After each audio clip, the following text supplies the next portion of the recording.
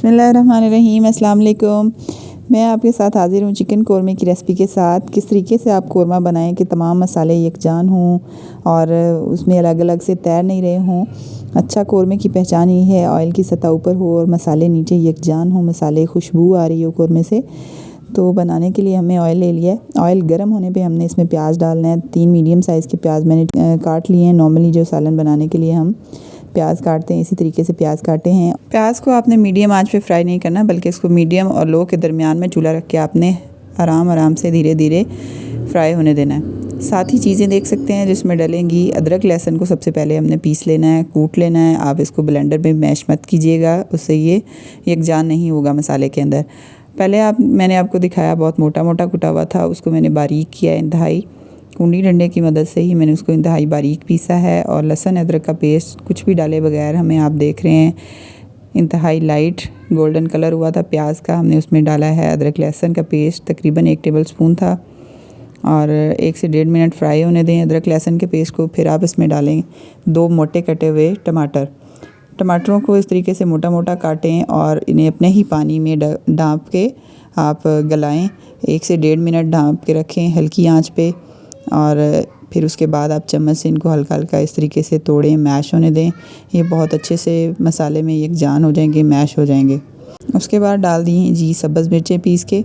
किसी भी मशीन की ब्लेंडर की मुझे ज़रूरत नहीं पड़ी, मैंने कूंडी में ही सभी चीज़ों को मसाले को पीसा है। 1 kg चिकन इसमें डाल के फ्राई करेंगे, मीडियम आंच करेंगे और मसाले को अच्छे तरीके से भुनने देंगे। जब पानी मुकम्मल तौर पे खुश्क हो जाए मसाले का भूनते भूनते, तब आपने इसमें हल्का सा पानी का छींटा देना है और फिर से मसाले को फ्राई करना है, भूनना है।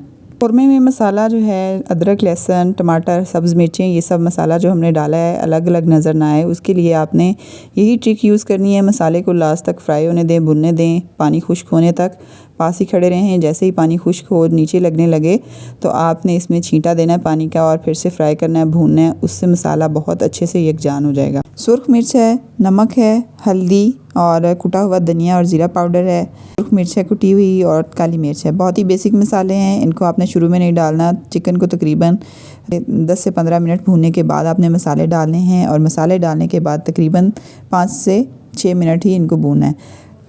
ताज़ा फ्रेश कटी हुई मेथी डाल रही हूँ, इसको भी तकरीबन 1 से 1.5 मिनट भूनेंगे। उसके बाद दही डालेंगे, 2 चम्मच मैं डाल रही हूँ, आप चाहें तो 4 टेबलस्पून भी डाल सकते हैं। इसी तरीके से आप इसको भी 1 से 1.5 मिनट भूनें।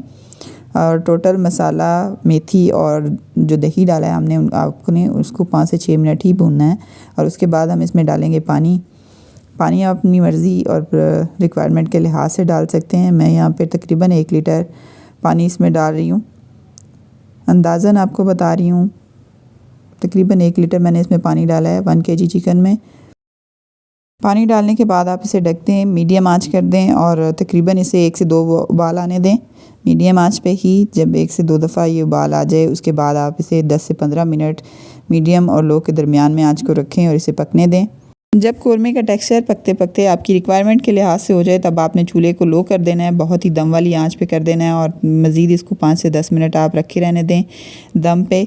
उससे चिकनाई अलग हो जाएगी, सतह पे आ जाएगी और कौरमे का टेक्सचर बहुत परफेक्ट और ख़ूबसूरत आएगा। सर्व करते हैं, दिखाते हैं आपको किस तरीके से कौरमा तैयार हुआ है।